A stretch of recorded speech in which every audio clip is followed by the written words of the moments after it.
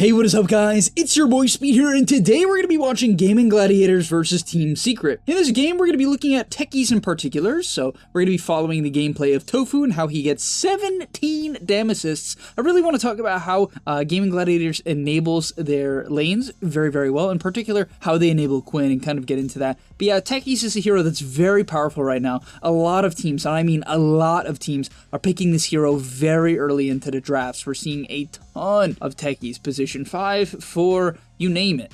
Well, I guess not really you name it, it's just position 5 and position 4. But alright, let's start off with the draft. Gonna do a quick breakdown to explain why the teams pick what they pick, at least what I think, and let's get into it. Alright, before we get into the main part of the video, I do want to let you guys know that I'm not only posting videos here on YouTube, I also frequently post videos on the website. If you don't know what I'm talking about, almost every single day I'm posting a new video to the Game League website. We're going to teach you guys in depth about how to get to the next level. So if you want to become absolutely broken and really take your game to the next level, I'm going to be able to help you, because sometimes the guides on YouTube, there's either not enough of them, they're not specific, or they're just tier lists, which I know you guys love, but at the end of the day, the Game League website is going to help you get to the next level. So click the link down below and sign up. So first phase bans, we have, funny enough, the Monkey King and the Bloodseeker. This is respect bans for Crystallis, but it's also two of the top, in my opinion, two of the top meta carries against a lot of the popular offlaners. I think both Monkey King and Bloodseeker are counters to Doom in lane, Beastmaster,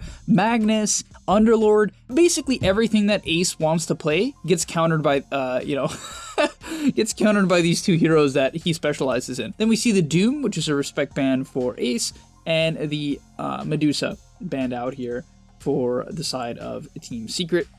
Deuce is kind of a funny one. I didn't think Deuce was that good. I think it's good, but I don't think it's broken, just because I feel like it's somewhat punishable in lane. You can really run at this hero in the early levels. Either way, getting into it, immediately the first phase pick Techies, so not too much to say. Clearly, they just think the hero is good enough and valuable enough to just straight up pick up. So next, they go for the Axe Pugna on Team Secret, which I find to be absolutely psychotic, and I don't understand it at all. I mean, you might be thinking, oh, I'm hating on Team Secret because they lost the series, and it's easy for me to say that. I guess that's a fair argument, but at the same time, like, I don't understand the value of these two heroes. I will say the one upside of this is I think Axe Pugna is an insanely good lane if you wanted to land it together, right? You have that going for you. Also, you have Teamfight and you have Initiation. So these heroes are reasonably well-rounded. I really like Pugna as a Dota hero as well. It trades pretty well against Techies. Your Nether Ward is good against Techies. Life Drain is pretty decent against Techies and preventing him from blowing your teammates up. But I don't get the Axe at all. Axe is not good against Techies at all. Certainly not a good matchup. I just don't think the hero is that good. It tends to not buy aura items, which is quite meta right now. And if the hero doesn't buy aura items, I feel like they need to do an overwhelming amount of damage, like Beastmaster with Ags, or Magnus with items, or like Octarine Doom. It needs to be some very explosive hero, in my opinion, to value. And now, clearly, they have their idea on Dota, and that's fine, though. Then, Gaming Gladiators goes for Mag, which honestly surprised me a little bit. The reason why it surprised me is I feel like Pugna is reasonably decent against Mag, and if it's a Mag carry, I thought that Axe is pretty good against Mag carry. Mag carry does not like being called when BKB'd. He does not like people getting decrept when RP'd. And the Blade Mail before Magnus's BKB definitely does a number to a very high damage empowered Magnus. So I didn't think this pick was the best, but clearly they know something I don't. They ended up running over the game. Maybe they just think Magnus is broken. I don't exactly know. But yeah, let's get into the bans. So in terms of the bans, we see a Slark, TV, and Huskar ban now. Which kind of makes you think that immediately they're locking the Mag in a carry, because they're banning out like a lot of carry heroes, right? So it's kind of like saying we're probably just locking this in a carry, because otherwise you might end up banning a hero you kind of may want. So yeah, it's kind of seemingly them saying we're locking this in the carry. However, I don't think Team Secret sees it like that, because they do ban out the Alchemist, right? So clearly afraid of the Alch, which kind of makes sense. Alch is a very good hero against Axe, because Alch does not really kill himself on Blade Mail that hard. Obviously every right click carry does to some extent, but it's not too bad. And then from there, mostly because of the Chem Rage. And then from there, we see a Ember ban into a Pango pick. So protecting the Pango pick with the Ember ban, Ember counters Pango. And then from there, we're going to see a Void Spirit, which is just going to be the lane against Pango. It lanes pretty well into Pango, goes generally even against Pango, can juke out the Rolling Thunder pretty well. It's going to be your Pugna killer. Axe is actually not horrible against the current version of Void Spirit, because current Void Spirit is mostly physical, so the Blade Mail Call is not bad. It's not bad. Then they go for Phoenix on the side of Team Spirit, so trying to amp up their team fight a little bit. They didn't really lack team fight per se with the Techies and the Mag, but yeah, I don't know, maybe they just felt... Well, okay, one thing I will say is Phoenix is very good against Axe, because when Axe calls, you kind of just like dive in and you egg. And it's very hard to commit to bursting who Axe calls when you click egg. It's hard for Axe to just go in general when egg is there.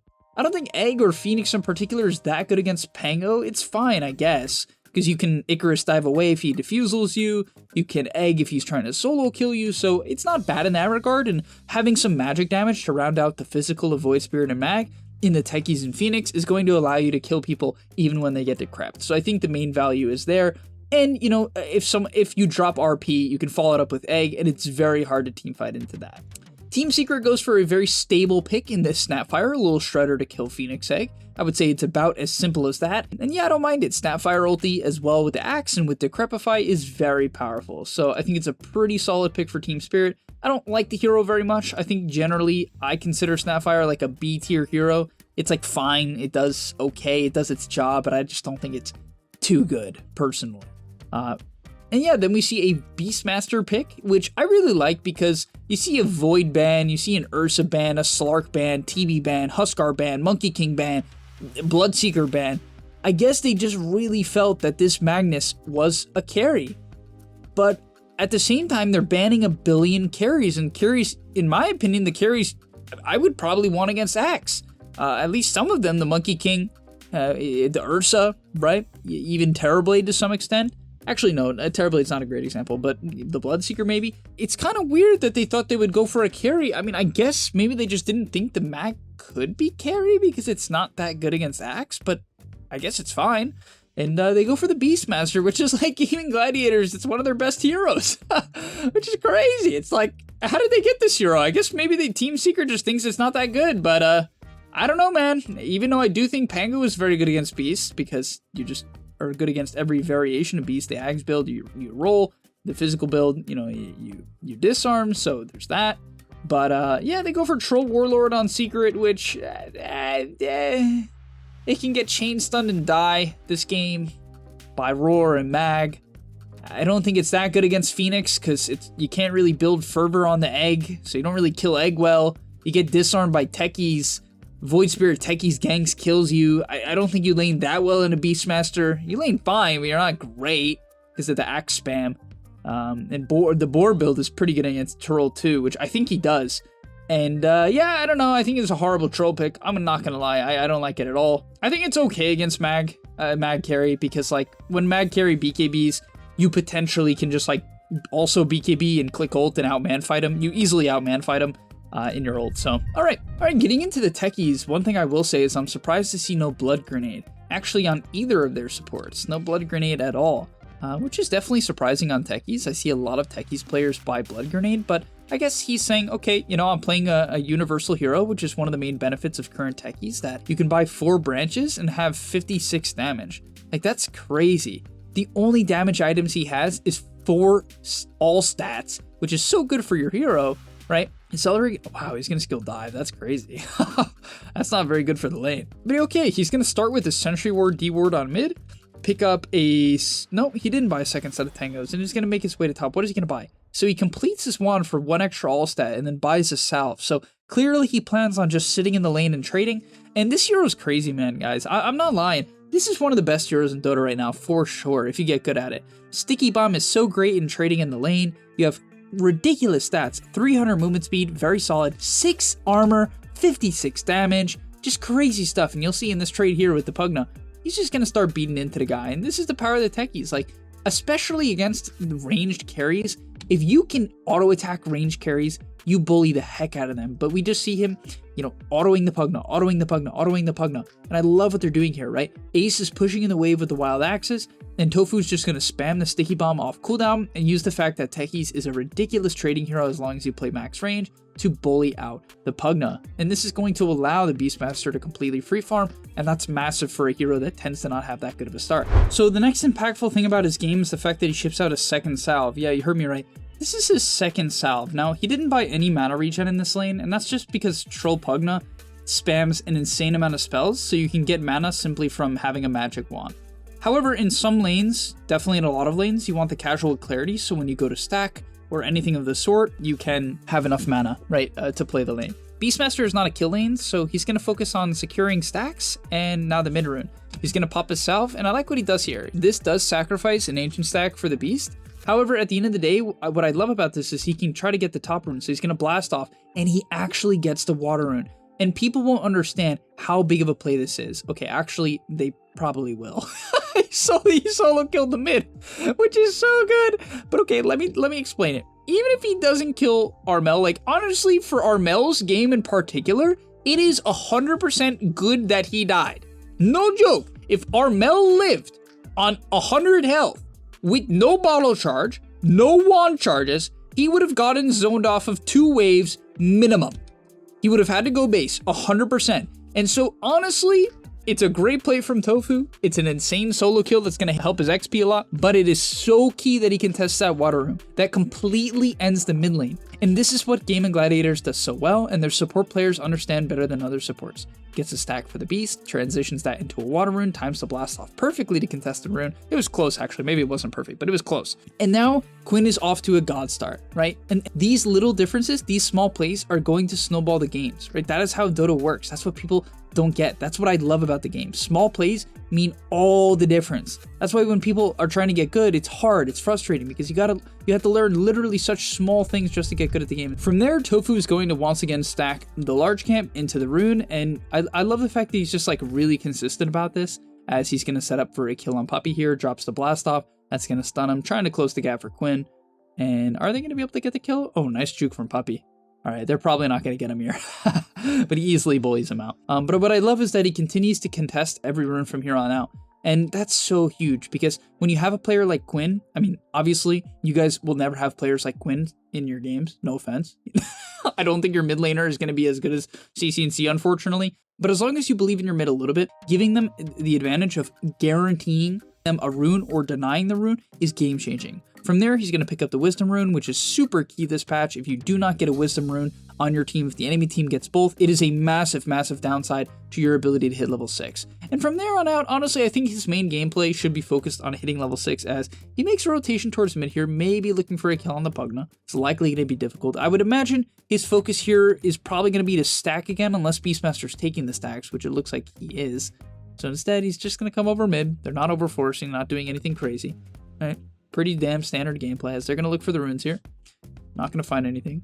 But once again, contesting runes. He's in the area. And oh, they're going to go for a haste. Quinn is able to bully him out. Very nice. And if Armel committed for it, because he's here on Tofu, they would have been able to get the kill for sure. From there, Tofu is going to sap the mid lane. And I've been saying this in every single support video. If you don't sap mid, you suck! You're a bad support player! You have to get level 6. It's brutally important. Has everything to do with the fact their hero becomes, no joke, 2 or 3 times as strong at level 6. I mean, honestly, Techies Proximity Mine is a wild spell. 400 damage and 15% magic resist reduction? And you can use them as smoke breakers as well for the early game, right? You can place them on random hills to scout if the enemy team is smoking. So from there, he's going to sap up the mid lane, hits level 6, and he's actually going to farm a neutral camp. Wow, that is crazy that you can just straight up farm a neutral camp. Picks up a mana boots and then fluffy hat, so he's very, very tanky at this point of the game as the Snapfire just destroys the egg. Yeah, that matchup's tough.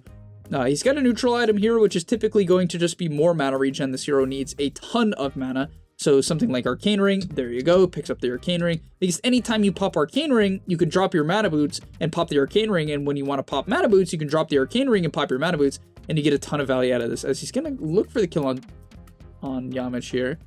Yamich is going to explode the bomb. This is the only problem with Techies. Good players will always kill your bombs, unfortunately, as he's going to place one for Boom here. Yeah, you can see that is the downside. So, like, pairing Techies with stuns is massive, because if you can pair him with stuns, this hero does, like, for instance, the Beastmaster Roar. Him connecting to the Beastmaster is massive this game, because on any time with any Roar, he's just going to destroy someone, right? Because you can deal up to 1200 damage with just the bombs. More considering the fact that you're getting magic resist reduction for every bomb that hits. and from there he's going to pick up Pavis, which is really great against Little Shredder. It's very good against Swashbuckle, as it does block the Swashbuckle damage, and then of course just against the Troll in the early game. And it just makes you tanky, which is nice. Now in this fight here, we're going to see the true impact of Techies and why this hero is honestly, in the right scenario, absolutely broken. Like, absolutely broken. So in this fight here, Boom hits a massive 2-man call, and things are looking dire for the side of Gaming Gladiators. This looks like a great opportunity, but alas, here comes the Techies. 2-man bomb, puts down the ulti. You have to get pretty good at placing the ultis separated from each other because you cannot stack them on top of each other. Honestly, this is a big mistake from Secret. Guys, if you're against Techies, hit the bombs. Hit the bombs. Please hit the bombs. Do not let them explode. Because when you let them explode, look at their HP. Boom! Oh my god. The axe just got decimated by basically only the Techies and a little bit of Phoenix damage. And they get wiped. They go from a 2-man Giga Call to getting wiped. And that's primarily the Techies doing the damage. But do you know what my least favorite part about Techies is? It's the taser. Also, quickly at level 10, take Proximity Mine, cooldown. But yeah, this taser thingy. Even at level 1, it's way too good. And that's what I really don't like about it. The fact that at level 1, this ability is just like ridiculous is crazy to me. And by the way, you can buy such effective items on this hero because it just does a lot no matter what items you buy. So yeah, you can go Pavis into like Greaves he's going this game, right? It's just like, you can be so effective and buy such useful items, and you can farm a lot of items. So Boom ends up missing his call here, which is unfortunate. Happens. Then Tofu, because of that fact, is able to get off a nice blast off. They're sort of able to juke it out, so this wasn't incredible, obviously, from Tofu, but at the end of the day, he pops his W, and this is where the hero becomes unfun. Why in the world does it disarm everyone that hits him? Why does it do that? It's so stupid. Everyone gets disarmed, so they can't kill him. As a result, he's able to place down 2 of his bombs and does like 8 billion damage before dying. So he missed blast off, and the end result was him winning them the fight. It's just like, I don't know, man. I can't stand this hero. I really can't. I really, really can't. But alright, this game ends in another 4 minutes, so truly there's not too much more to look at. At this point, if the game is slow and you have nothing better to do, you're going to push in a lot of lanes. As you can see, with 2 bombs, you can actually kill a stacked neutral camp. That's going to allow him to hit level 12 and deal even more damage with his ulti. The level 2 bomb also one-shots creep waves, except for the flag bearer, so that's fun. You just have a hero with insane wave clear as well. As you can see, Techies does it all, right? With the level 10 talent as well, you clear waves like a madman, you farm like a madman, you give vision of smokes. You can see he's just placing bombs in random areas. If the enemy ever runs through this area, they're going to get chipped down and they're going to be low. They're going to have to go back to base to heal, as he's going to drag the wave and kill off the flag bearer that way. And it just, as you can see, it just can do too much. It's a good laner, it team fights well, it scales well, and you might be like, oh, it falls off because it's all magic damage. Guys, its shard and its ags are insanely good. So getting the Tormentor shard allows you to put your W on teammates, so you can save your teammates. Your ags is like this minefield thingy that does way too much damage. The bombs allow you to continue to scout smokes throughout the game and still reduce magic resistance, which scales well. You have an AoE stun, right? I mean, your Q, yeah, it falls off a little bit, but so does like every other support nuke in the game. So yeah, Techies is just, it's too well-rounded in my opinion. It's a little bit hard to play. It requires good lane mechanics. You gotta know how to hit the Q, but man, if you can get it down, it's a ridiculous hero. But alright, thank you guys so much for watching. I hope you enjoyed. I'll see you in the next one, and good luck in your games griefing with Techies. Peace. And that's all, but remember, before you leave, come on, before you tune out, subscribe to the Game Leap website where we are going to help you get to the next rank. If you're stuck, click the link down below, and I'm out. Peace.